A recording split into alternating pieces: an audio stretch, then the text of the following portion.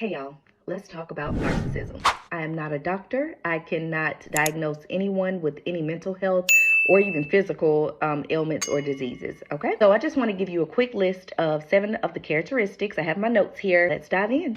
The very first characteristic across the board, all narcs, no matter what type you are, is lack of empathy. So essentially what lack of empathy is another person not having the emotional capacity to feel where someone else is coming from. Like you can't quite put yourself in their shoes to understand what the other person is feeling. Narcissists usually expect you to feel the way that they feel. If it's an unfortunate situation where someone may lose a child, they can't quite step outside of themselves to feel what that person could be going through. Or in an interaction that I had with another narcissist, this person felt as though the homeless or anyone who needed help needed to just get up and get it done. The thing that the person would say is, if I could do it, they could do it. If I can get up and go work every day, they can do it. Well, sometimes that's not always the case. There are different disabilities that people have, whether it be physical ailments, mental ailments. So the next thing is lack of boundaries. Where I've experienced this is with my narc parent.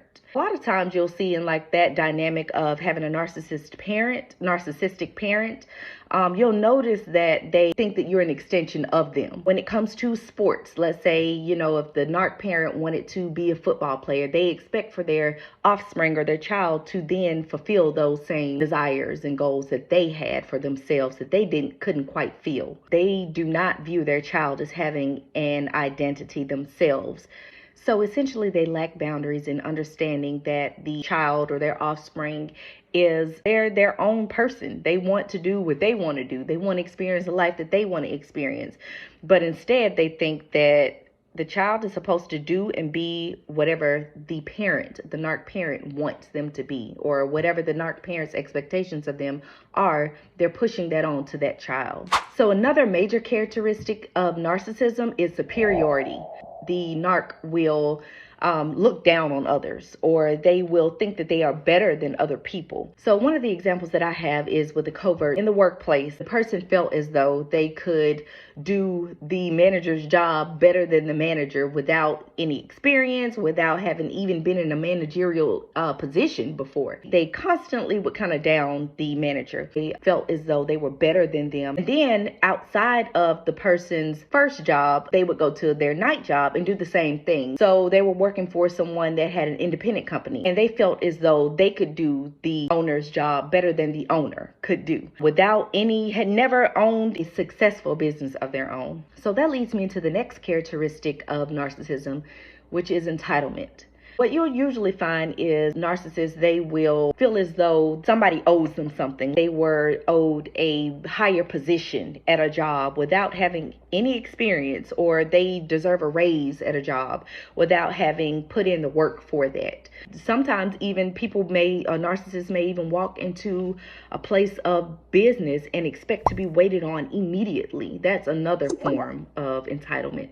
So it can come in various forms, but you get what I'm saying. Another characteristic of narcissism is need for excessive attention and admiration. This is also major supply for the narcissist. What I have personally noticed is anything that really takes away, that they feel takes away attention from them and needs to be given to another person, they'll kind of either sabotage it or they'll not be present for it. I'll give you an example. In one situation I went through or experienced not long ago is a grandparent who absolutely locked themselves in a bathroom when one of the grandchildren was having a birthday party. And the reason that this narcissistic grandparent did that is because their spouse was paying too much attention and was having too good of a time with the grandchildren and their own children to give the narc grandparent their undivided attention or to have a great time with them. They felt jealous. They felt like they had something that was being taken away from them in that moment, when really the entire celebration was for the grandchild's birthday. Like I said in the previous video, it could be any form of celebration. It could be a wedding. It could be anything that takes away attention from them. So they'll either just act a fool. Y'all know what act a fool means. They'll just act a fool to bring attention to themselves, to get that validation that they need. Or sometimes it's just simply, like I said, just not being present at all. The next characteristic is need for control. What I've noticed in a lot of these situations when it comes to need for control, what they'll use is the art of manipulation. This one can be tricky to see sometimes. One of the things that gets overlooked when it comes to them implementing their need for control onto people is love bombing. You wouldn't think that someone is trying to get control by love bombing. They're controlling you by the way that you view them. They have to have control in the way that you see them. Of course, when you go out on dates, everybody's going to show up, like I said before, with putting their best foot forward and trying to be the best representation of themselves. But this is overboard love bombing, and they want to make sure that you see them in the best light, right? Another form of manipulation that they use in their need for control is gaslighting. They will tell you that you didn't see things the way that you really saw them, or they'll say that, no, you're mistaken in a situation in order for them to still feel like they are in control of everything, even the way you view things. They'll say that what you thought happened didn't quite happen, when we all know, if you keep a record, what you thought and how you felt is valid. Lack of ownership or taking responsibility. So what you'll see in this situation is they usually don't take blame for things. Nothing is ever their fault. They will usually project things onto other parties. They'll usually refuse to apologize. So the very first one is lack of empathy. The second is lack of boundaries. Next we have superiority, entitlement, need for excessive attention and admiration, need for control, and lack of taking ownership and responsibility. There are definitely a multitude of other characteristics that go into narcissism, but these are definitely just a surface level of what narcissism is. Kind of give you an inkling of, maybe that person is a narcissist, or maybe I'm a narcissist.